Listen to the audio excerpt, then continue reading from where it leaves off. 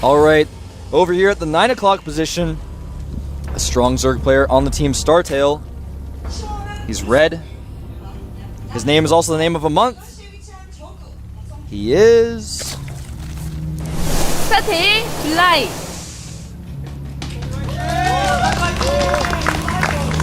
Third game in a row now for July. Against different opponents each time. Yeah. His opponent down here at the 9 o'clock position has a better intro girl, in my opinion. Recently left TSL. TricKsteR. There he is now. By the way, guys, I wanted to mention that GSL has a new sponsor, and that is Pepsi. You can see the Pepsi logo there on the back. Unstable and I are actually drinking Gatorades here. Made by Pepsi. Yes. A lot of people don't actually know that. Yeah, Powerade is Coke.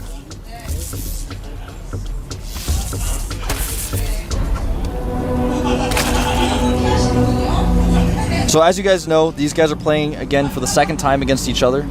So they played in the first game. July 1, held off a timing attack. Now, Oh, hang on. Sorry, no, we've just been talking for so long. I've looked at it. I can't actually see the top supply here for our red players, so I thought it was an early pull for some weird reason. no, yeah, it's about a 15 pool. So July been liking this pool first strategy into gas, which is a little unusual, only because Zergs have started to think that the Speedling Expand is the best build to do. Yep. Especially because 4-gate was popular for a while. There's a lot of reasons why Speedling Expand is good, but July getting that pool first, interesting choice. He likes to get a very fast second queen off of his main hatchery, and then walk that queen down.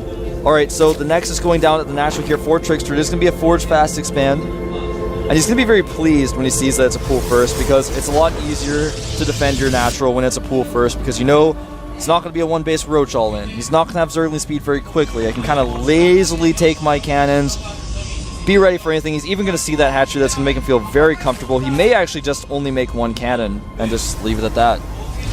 Yeah, it's very easy to do a nice SimCity here. Like, even with the pull first opening, you can't get your Lings in there in time to do much damage. And if you place your cannons correctly, you can safely assume you're going to be expand, get as many probes as you can. You just have to be careful of that Roach timing. Yeah, the roaches are when it gets really scary when you're trying to defend that, because the roaches find that one place where the cannon can't hit. Yep. And then they just abuse it. So right now, July checking around for pylons. He wanted to find the probe actually, and he just barely missed it. So it looks like TricKsteR's gonna go. He's gonna want to see, did you cancel that hatch, or were you just messing with me? What kind of build are you doing? And these Zerglings may actually deny that now the probe has been spotted. And he is going to try to get in here to the main, wants to see if there's a Roach Warren, wants to see if he's still mining gas. He will actually check his vision here. Did not see if gas was still being mined, but he did see no Roach Warren. And something interesting, I believe it was actually mineral walking straight into that base to stop being surrounded by the Zerglings in that position, because they probably would have killed it. Yeah, that's exactly what he was doing. For those of you guys who don't know about mineral walking, if you right-click on a mineral patch, when you're using a worker, it only works with workers because it counts them as mining. They will walk through any unit they encounter. They don't walk through buildings.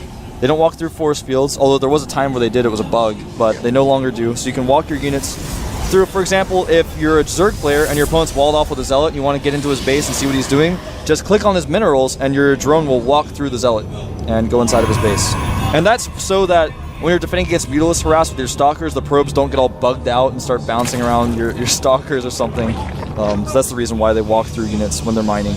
Some players actually use that as a scouting technique as well, to get past that first Zealot that sometimes walls off. That's what I just said, man. Wake up, Unstable! We're casting the GSL! Those Zerglings attacking the Meng statue, is it worth their lives? I don't think so. And this Overlord is in trouble. The Zerglings trying to decide if they're brave enough to save it. They're like, we gotta save that Overlord! And they do come over here and save the Overlord, attacking that Stalker. One Zergling does lose its life, though. But the key thing is, they did take out the, they did, of course, keep the Overlord alive. Now, right now for TricKsteR, he is getting +1 weapons. He has a very fast Twilight Council. He's getting a quick blink. And we do see TricKsteR adding 2 gateways here. He may be doing the fast +2 timing attack, or he may actually just go do a blink attack without the +2. It's just +1. There's different variations of that timing attack. So we shall see which one he's going to choose. right now, the Zerglings of July, welcome back, Unstable. Now the Zerglings of July are scouting around, trying to see what they can see. I'm sorry, we just had a little technical difficulty. That's why I'm just talking here by myself about very arbitrary things like Zerglings walking around. Wolf's a good caster, I heard. He talks about Zerglings walking around. But while you didn't have the production tab up, we're actually seeing Overlord. Overlord drops. Upgrades. Yes. And a Baneling Nest, so he plans on dropping, of course, those Banelings on top of Stalkers. When Blink is out, though, it makes it a little bit more difficult to do. He's also got a Hydralisk in, though, so he could be planning on doing some Hydralisk drops as well. Overlord drop is very versatile tech to have, gives you a lot of different options. It's very effective versus this kind of style with Protoss as well. If you can get in there and force them to choke and get a good concave as they come up the ramp to try and defend themselves, you get a very effective trade. You also get a lot of their production facilities down as well. But I don't think TricKsteR's going to give him that chance. Looks like he's pushing forward a little bit here. Yeah, he actually doesn't have that many Stalkers. He only has 7 Stalkers, and this is a terrible idea. I have no idea why you thought this was a good idea, because these Zerglings are going to kill every last Stalker. They're going to try to blink away, but it's not going to matter, because those Zerglings are just going to kill them anyways. Every last Stalker, unless he gets blink. Oh! He did warp in a few Zealots, but he's going to lose them anyway. I'm not really sure why he chose to do that. Yeah, that was weird. I actually think that move in itself just completely thwarts the fact that What's going on? Why did he do that? He didn't scout, he didn't check to see if there were Zerglings over there. He went with very few Stalkers. If you go with just 7 Stalkers, if he doesn't have Zerglings to stop you before you get there, when you get there, he's going to have the Zerglings anyways. You're going to do very, very minimal damage. A huge drop coming here for July. Hydras, Banelings, Speedlings, everything going into these Hydras.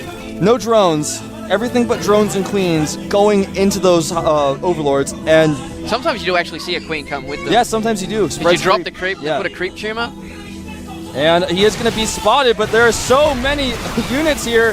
The Hydras are going to just come out and crush these Stalkers. Even Banelings coming in. Banelings go to the mineral line. The probes are going to have to move. There is a cannon, but it doesn't matter. There's so many Banelings, they actually attack the Stalkers.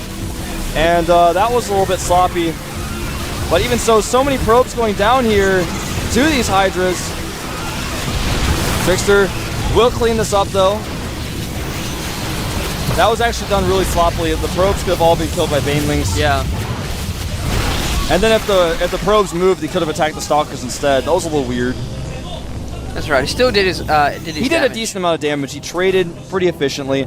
Right now for workers, 40 to 40. So TricKsteR didn't lose that many probes there, and July just kind of cut workers a little bit, so a fairly even trade. We'll probably see a point here. We do have a Spire on the way as well as Bangling Speed and +2 for July now as well anyway, but we're probably going to see him just continue to drop over and over and over again. Exactly, and July now has map control. He's got a ton of Speedlings out on the map. He's taking his own third base, and essentially he actually even has Zerglings checking for TricKsteR's third base, and essentially TricKsteR's not going to be able to easily take that third base. In fact, I'm not sure he can take it at all. But I like that he's getting the Temple Archives. We're going to see a very Zealot-heavy army with Archon support in here. Most likely, he may decide to get Stalkers and Archons if he can get the gas out for it. But again, without that third base, this is going to be relatively difficult. But Archons do extremely well against Speedlings and Banelings. Fake drop here. Sitting here now, looking at July's actually at a pretty heavy supply deficit as he's gone into a lot of tech. We do have that Templar Archives just finishing up now here for TricKsteR as well. July not having his third is really starting to hurt him now. That is the case. But it is finishing up here pretty soon, and he can buy a ton of time with these drops. Storm is being researched. That's actually unusual. Storm is something that you see in this matchup only in very specific cases. You don't really see it against Muse, because Muse can usually dodge it. You see it against Hydras off creep. You sometimes see it against Zerglings, but Zerglings can kind of maneuver around those storms as well. It's a very huge investment, so you usually see Colossi instead, because they can work well against everything, even Roaches. Because, of course, Storms do not do well against Roaches. They just have too many hit points, and if they burrow, they can, like, ride out the storms. They recover their hit points so quickly. Zealot just wanted to scout, but unfortunately gives away the pylon, which will now be taken out. DT Shrine. Very interesting choice. He is actually starting to take a commanding lead, especially if he gets that third up that he looks like he's about to go and take out now. But Storm is an interesting choice over Colossus here. Yes. Well, I mean, it makes sense, but normally to achieve what Storm would achieve here, you can just simply use Archons. I mean, you can Storm Banelings, that works pretty well. But do you have to do that? Not necessarily. You just keep your Archons at the front end. There's a little engagement here. TricKsteR really wanted to keep that pylon. And he may actually keep it, warping in a few more Zealots here. Zealots do have +2 attack. July's Zerglings only have +1. +2 just finished right after I said that, so he does have now +2 melee attacks for those units. Yep. He's going to clean up these Zealots eventually. But yeah, this was just kind of weird. I mean, he kept the pylon alive, but he wasn't trading very efficiently there. Yeah, he wants to warp DTs in there. That's just what it comes down to. But he can't do it while there's an actual Zergling there. Well, he's going to do it anyway. Yep. And oh, and I like that he warped in one Zealot because that means that July didn't necessarily see the DT. But he already has a Spore Crawler sitting right there. Yeah, he's going to try to target that Spore Crawler down, but there is a Spine. Going to try and get as many kills as he can. Does get 3 kills. Not worth it, though. No. Especially with these Archons in the mix now for TricKsteR, it's going to really work against his Mutaling strategy here. He's getting quite a few Banelings, 18 in production now. He's going to be dropping those. Yeah, right now, we do have 2 Archons out on the field, and he's got a few High Templar. He's got 3 High Templar. Remember, he does have Storm. He's got a lot of energy built up on those High Templar. He is going to try to maybe storm these units, and he does hit the Mutas. Oh, and the Blinker follow-up. He's going to get quite a few kills here. Gets a couple of those Mutas, forcing him back. Yeah, I like that. It's not always easy to get storms off on Mutas. For some reason in StarCraft 2, it seems hard to hit storms against Mutas, whereas in StarCraft 1 it was so good and it was so easy to hit those Mutas. It's just practice in Star 2 though, because you just gotta... Yeah, well, with the Flyer Helpers on, I don't know if you guys know what I'm talking about, the Flyer Helpers in the menu, it makes it easier to hit those storms because it's kind of hard to see with the angle, just with the 3D style of StarCraft 2. I think maybe that's what gives me trouble. I started using that Flyer Helper recently though. It's helpful, that Flyer Helper. Jeez. Alright, so we do have TricKsteR coming into the north base here as well, as we might see a drop from July. Oh, gets that hatchery, didn't get a chance to cancel it here for July. He is going to go for that drop and try and trade here. A lot of Banelings and Lings in this mix. Nice storm by TricKsteR, getting a lot of those Mutalisks. More Stalkers being warped in, but most of these units here are actually Banelings. Going to work on the Stalkers, pulling all of those probes. I'd probably take a couple of those Overlords and go straight into the natural, but we do have a lot more Banelings and Lings coming in here. Nice force fields by TricKsteR. He's actually taking out that third base pretty well. Yeah, July is going to turn around. He has to. There's no way he can win a base race with these units, and in fact, it looks like most of the units he left behind here have been cleaned up. July is actually in a little bit of trouble. And here comes the army of TricKsteR. Guardian shields up, good force fields. Archons doing a ton of damage to these units as they roll forward. Good blinks. The Archons do fall, but there's still a lot of Stalkers here. You might want to blink away, though. A lot of Banelings falling, and a lot of Speedlings coming to help out as well. He will be cleaned up here. There's nothing to do about it. Nice move by July, pulling back those Banelings. Realize he doesn't want to waste them on these Stalkers, but still, he's significantly behind without his third up. That is very true. Now, right now, back at home, TricKsteR adding some more Stalkers in the mix. He's got a decent amount of Stalkers back home, despite losing all of those over there. And actually, I'm trying to count his gateways. He's got about 8 gateways, so he's got 3 bases and 8 gates. You can support that. He's most likely going to make a lot of Blink Stalkers, use any extra gas he has to make High Templar. He does have Storms, but will he really use them, or will he just make Archons? It's going to kind of be up to him. How well can he control? How well can he micro? Yeah, we do have a DT sitting up at the north there for TricKsteR. I wouldn't be surprised if we see it go and try and attack that third yet again and try and keep him behind, because he just doesn't have the production at the moment. He was making a macro hatch up there as well, and with these 3 bases, the longer it goes on, the further behind July is going to get at this point. That is very true, and he's actually going to try to bust this third base location, but the Archons have found the morphing Banelings. Will this be enough, though? The Archons tanking a ton of hits here at the front.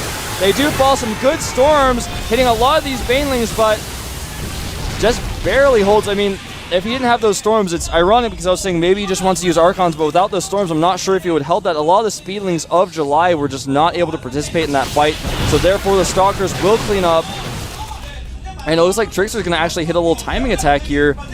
Not sure if he should be going right now. I think he should just wait a little bit longer, but even so, this may be able to do a lot of damage. Well, if he can put pressure on that third yet again, it's going to keep the lava saturation down for July, especially with those DTs in the mix now. Looks like July's actually going to try and take that gold to try and get himself back in there, but so is TricKsteR. Yeah, I like this move by TricKsteR. I thought he was going to attack, but like you said, he is taking that gold base instead, which allows him to be a little bit aggressive if he wants to be. It allows him to also have a nice defensive posture as he gets that gold base up. Now, he doesn't yet know that July is attempting to take that gold base, but as soon as he finds out, he is most likely going to put some pressure on because he's very close. Not only can he attack that gold base, but defend his own at the same time. Taking out these creep tumors as well with the Observer in his army. The Observer should spot that something weird is going up on that gold base. I think he's slightly too far to the left, unfortunately, for TricKsteR, but still he is slightly leading in the supply count. Here comes a lot of Hydras, a lot of Lings. He's going to chase him back, and not as many Archons and High Templars in the mix. Oh, there they are. Yeah, the High Templar are back at the gold base, but he does have 2 of those. They both have enough energy for one Oh, storm. the DT has seen the gold base now. Going to start to work on that. There's really no detection anywhere for him. Does he have an Overseer in the mix? I don't think he does. He has one, but it's taking a while to get over here. And there are so many Blink Stalkers that he might just be able to snipe it. And all of those Zerglings want to be so far away from that Archon. The Overseer does pop there. And I think July actually is in so much trouble. It's very difficult for him to deal with this next attack. He's invested so much in trying to hold that gold base. He just doesn't have the right units here. A lot of Zerglings coming. Nice Blink and good Storms on top of the Hydras. And just that Blink just completely nullified pretty much everything that July had there. He thought he had to surround, go straight into it, and blinking yet again down off the cliff. And all these Hydras doing as best they can, and looks like he will just barely thwart this attack. And it was those High Templars dropped immediately in this. Yeah, actually, if he catches these Stalkers, it will be quite huge. July has regained supply lead here, and he's going to try to blink these Stalkers. I think he wanted to get on the high ground, but realized he couldn't quite make it. And now he's going to want to blink towards this cannon, but I don't know. There are a lot of Hydras coming unstable. Yeah, there are indeed, but he's going to be forced to pull back. He doesn't want to engage up onto the cliff there. That is true. He just doesn't want to attack onto the high ground, right? And it looks like he is going to save that third base yet again. The DT being forced to pull back. And July looks like he just wants to move forward ever so slightly. He needs more Storms. TricKsteR really needs Storms right now. He really does. And here come the Stalkers. It's actually a DT going to work on some of these units. There's no detection. This is going to force July back. The supplies are incredibly close. 124 for July to 120 of TricKsteR. This has actually been an extremely back and forth game. Yeah, we did have that Robotics Bay finish as well now, so we're going to see some Colossus on the field. He's also got +2 weapons finishing up, as well as have a look at July's upgrades right now. Those are actually +3, by the way, for TricKsteR. July at +1 Carapace, no missile attack upgrades. Does have +2, 1 for his Zerglings, however. And this is going to be pretty tough for TricKsteR to hold, but the Banelings, remember, are off creep. Going very slow. Nice Storms coming in here by TricKsteR, going all the way on all of those Hydras. Nice Blinks as well, trying to get rid of those Overseers, warping in a lot more units from behind. These Hydras are going to be cleaned up. The cannon helping as well. I don't think there's enough units here for July. He really needs to back off. He's gotten a couple of the cannons, but he will be thwarted, and he's lost a lot of the supply there. Yeah, he's actually 50 supply behind now. GG! The problem was, he, like similarly to last game, he was behind, but he could have used, he had a good army, but fighting against High Templar up a ramp against cannons and Archons and Blink Stalkers was just not the place to engage yet. He needed to try to use that army. If TricKsteR, for example, had attacked with the same army that he had against July, on creep, July would have been able to use those units efficiently, maybe even do some Overlord drops. He would have been okay to maybe take a 4th or even the 5th base, not the gold base, but that more crescent-style base on the other side. Doing that would have been fine. Attacking, just going, I'm so behind, I need to kill this gold base right now. You know, it's easy for us to say that sitting in this chair, he shouldn't have attacked, but attacking was the last decision he should have made. It really came down to he had all those units in his drops ready to go, and then he got caught off guard with TricKsteR coming in from the north, coming in, taking out that third base really hurt him there. Yeah. He did defend his natural in the end, but it just put him so far behind. He was fighting to come back, and I think he almost had it at one point, but then going up there. Those are Korean commentators. There's our foreign commentators. So, gotta say though, that drop that he did, the very first drop, if he'd used his Banelings more efficiently, he could have killed so many probes, or at least forced the probes to leave and then attack the Stalkers. As he used them, he kind of just sent the Banelings at Stalkers, and the Stalkers killed most of them before they even got the Stalkers, and the ones that did hit the Stalkers just kind of splashed on them because they're armored units. They have a lot of hit points. So that was kind of funky, I thought. But still, both of them are staying in TricKsteR. July going 1-2 for the day. TricKsteR 2-1, I believe, technically. So, But Yeah, as far as I know now, the results are Nesty, of course, gets first place in the group and advances, and July gets TricKsteR takes second. Oh, so yeah, TricKsteR takes second, and July gets third. Yep. Stays in Code S, but does not advance to the round of 32. I believe that's how it works. Yes. It's a little bit weird because Rain's not here, and it just makes everything really confusing. Yeah. And they also Because changed otherwise the they would play again. But the thing is, there was a free win there from Rain for Nesty, and it's and also for well, they changed the format TricKsteR. as well. Yeah, TricKsteR got the free win, so that's why he's second place and not third. Otherwise, they would just play off again. Yep. There was a position just before. All right, we're gonna go on a 2-minute break. 2-minute break, guys. We'll talk to you in 2 minutes.